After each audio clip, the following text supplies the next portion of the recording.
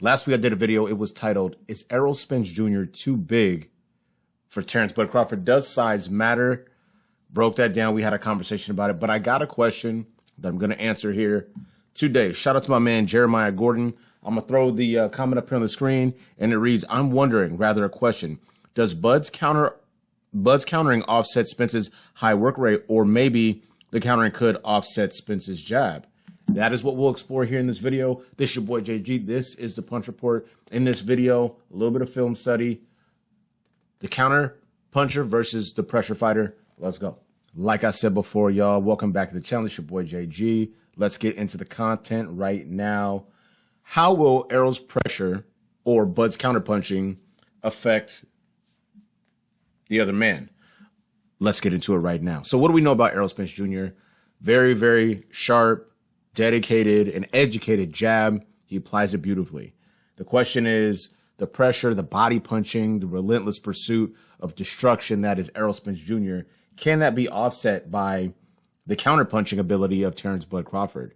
There are going to be opportunities for that to take place, but there is a key X factor that I'm going to break down in the end of this video that kind of erases perceived advantages from the counterpunching perspective. Before we get into that, however, I want to show what it looks like when Bud Crawford takes on a pressure fighter. Shawn Porter, Terence Bud Crawford, pressure fighter. Now, in these clips, what you're going to see is Shawn Porter puts a lot of pressure on Terence Bud Crawford, but that is not unique. Shawn Porter does that. That's his fighting style, rough, rugged, coming for you, good gas tank, comes in shape, does his thing.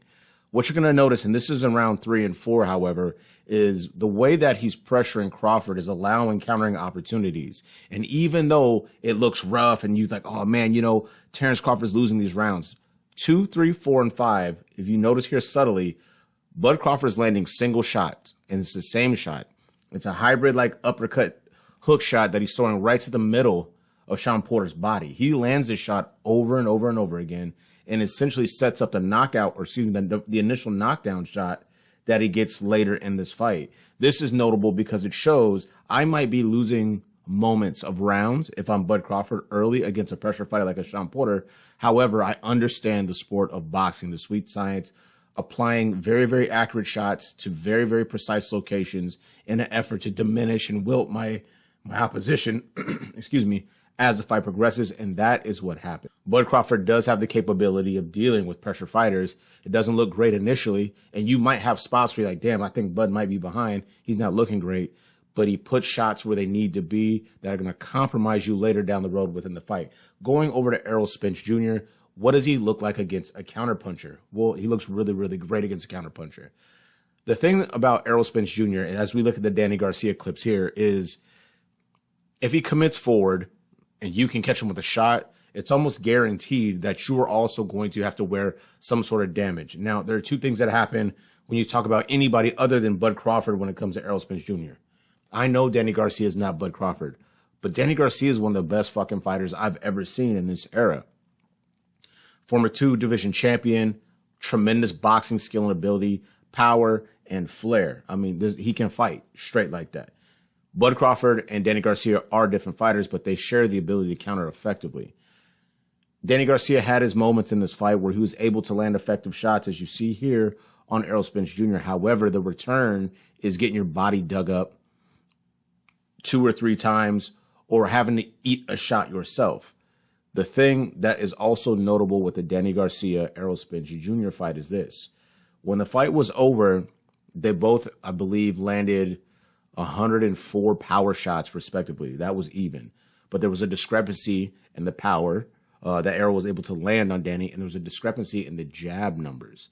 That's where you start to see the separation when you're dealing with a guy as relentless as an Errol Spence Jr. And what that does for me is provides a beautiful opportunity to segue into the X factor that I mentioned at the beginning of this video. What'll be the thing that kind of, if all things are considered equal, pressure is great, but counterpunching is great also. What's the difference maker? It's the jab of Errol Spence Jr. and really the jab in general.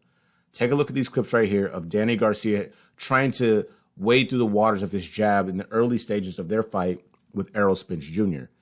Time after time after time, that's something that has to be considered. And what you notice, and people don't discuss this a lot, is Errol Spence's ability to manage distance. He's not really coming in there reckless off rip and putting himself in a position to get countered. That typically comes at the mid-distance rounds and later in the fight when he knows he has you in trouble. He does get less irresponsible Errol, and he takes more risks in an effort to damage your body or break you down upstairs. But that comes in the latter half of the fight. Initially, you have to work around this jab. Why is it significant?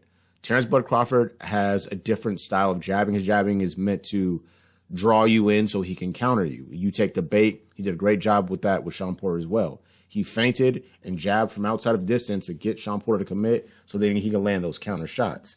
The issue that Bud Crawford runs into is jab for jab. Fighters have been able to get the best of Bud Crawford. Now, I know someone's going to come in my comment section and say, but what happened to that fighter? Last time I checked, Errol Spence is undefeated. So any quality point you can make for a Bud Crawford, if you're leaning that direction, I could just simply say, but what happened to that guy? He got beat or he lost or whatever. Let's just focus on the details here for just a moment. Jose Benavidez Jr., as well as, what's my man's name? Kell Brook. In early jab exchanges, Terence Bud Crawford was getting served up. He figures it out, switch stances, utilizes head movement, or like Jose Benavidez and Kavyaskis, he'll just go in at a high guard, and if you can't hurt Bud Crawford, he's going to cook you. Bud Crawford also has this really unique ability to kind of either be winning close, maybe even losing, and then make a decision that it's time to turn up. I'm doing different stuff now. I'm about to hose this dude. And pause, crazy. And then figure out a way to get it done. But the jab of Errol Spence Jr. is a major disruptor. Multiple individuals have said that. The tape supports that. Bud Crawford has a very real challenge on his hand, initiating his own offense when it's necessary and figuring out the best ways to counter around the jab. Errol Spence Jr. is not going to come in here and run face first into a punch. Bud Crawford's going to have to earn that. And that's what makes a fight compelling. Both these combatants are going to have to show a different element to their game that I know they both possess, who just executes at a higher level. Like I said before, I'm still leaning towards Errol Spence Jr. to get this done.